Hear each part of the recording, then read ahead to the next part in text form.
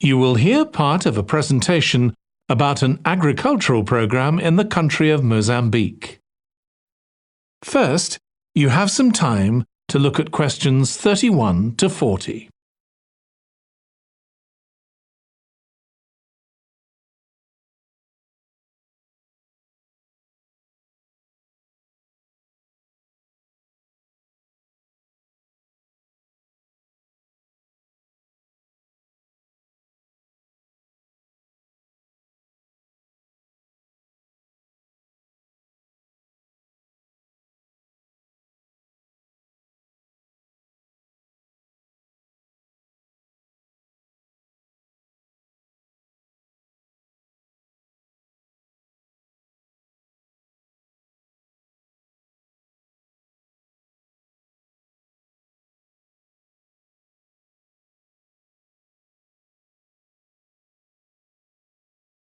Now listen carefully and answer questions 31 to 40.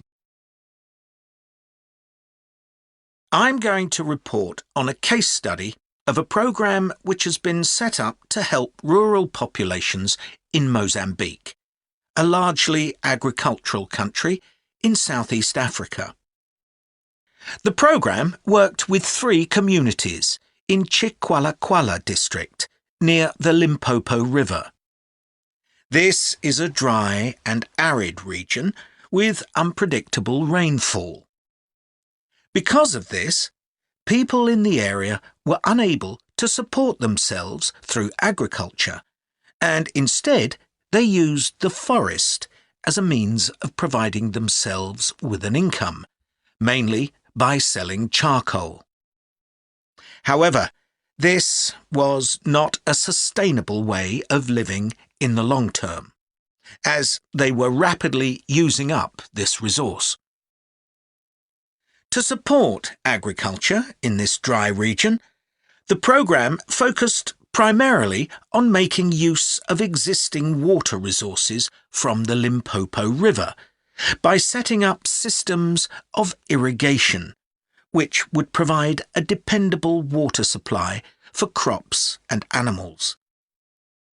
The program worked closely with the district government in order to find the best way of implementing this. The region already had one farmers' association, and it was decided to set up 2 more of these. These associations planned and carried out activities including water management, livestock breeding and agriculture. And it was notable that in general, women formed the majority of the workforce. It was decided that in order to keep the crops safe from animals, both wild and domestic, special areas should be fenced off where the crops could be grown. The community was responsible for creating these fences, but the program provided the necessary wire for making them. Once the area had been fenced off, it could be cultivated. The land was dug so that vegetables and cereals appropriate to the climate could be grown, and the program provided the necessary seeds for this. The program also provided pumps so that water could be brought from the river in pipes to the fields. However, the labour was all provided by local people, and they also provided and put up the posts that supported the fences around the fields.